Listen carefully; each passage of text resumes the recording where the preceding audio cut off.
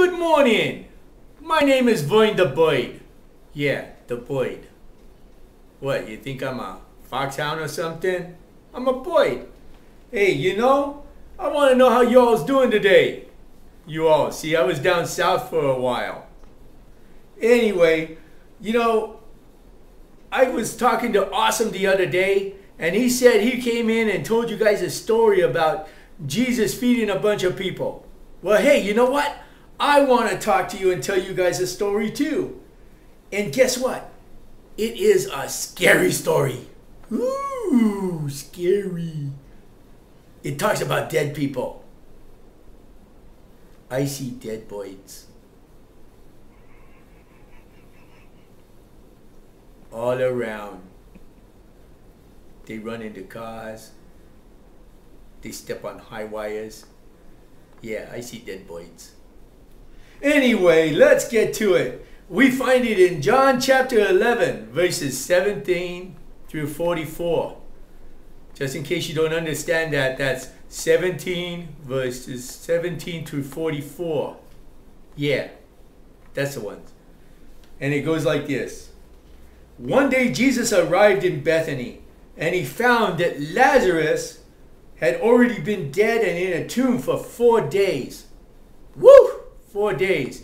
That's like zombie time, Anyway, this was not far from Jerusalem, and many of the Jews came to see Martha and Mary, and they came to comfort them because their brother Lazarus had died. So Martha heard that Jesus was coming, so she went out to greet him, but Mary stayed home. Then Martha said to Jesus, "Lord, if you had only been here, my brother would have never died," because she knew that Jesus could have healed him when he was sick. "But I know that even God will give you anything you ask," she said. So Jesus said to her, "Your brother will rise and live again."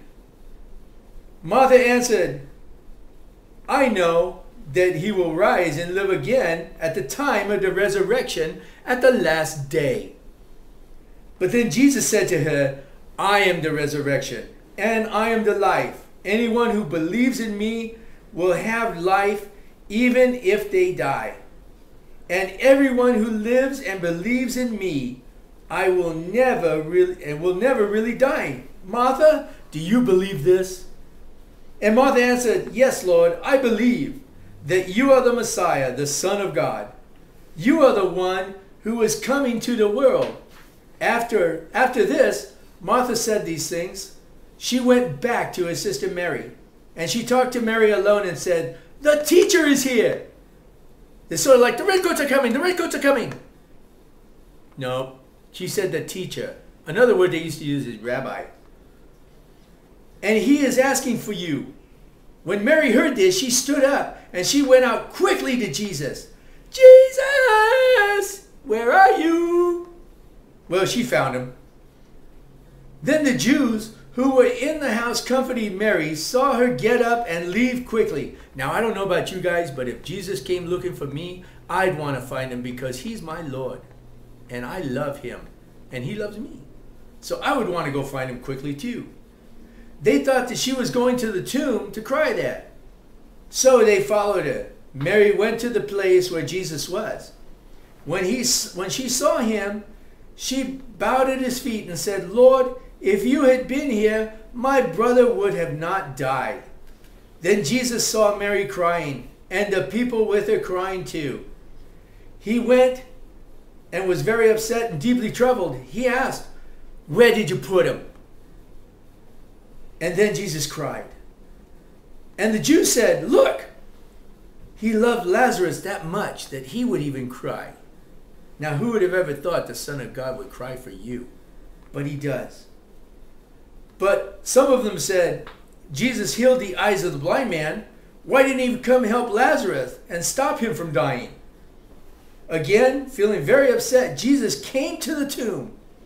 And it was a cave with a large stone that covered the entrance. And he said, "Hey, yo, move the stone." Boy, I don't know if that's such a good idea, After all, Lazarus had been dead for 4 days. I bet he really stunk like a skunk. So anyway, the guys had to go over and they moved it. But Martha said, "But Lord, it's been 4 days since Lazarus died. There is going to be a really bad smell. I told you, man, he was going to stink." I mean, 4 days being dead, he smelled worse than a dead fish. So Martha was the sister of the dead man. And that's what she told him. He's been in the tomb 4 days. That's not good. He's going to smell. Don't roll the stone. Leave it there. And the boys that smelled, excuse me, and boy, did that smell bad. I'm telling you, when they rolled that stone away, it was so bad I went like this. Ah! Knocked me right off the tree. It smelled that bad. Then Jesus said to her, "Remember what I told you? I said if you believe, you would see God's divine greatness. You would see exactly what God wants to do. And sometimes we don't see what God wants to do in our lives." But he was trying to prove a point to Mary and Martha. He said, "You know what? You're going to see something you've never seen before." So they moved the stone away from the entrance. Then Jesus looked up and said, "Father, thank you that you heard me.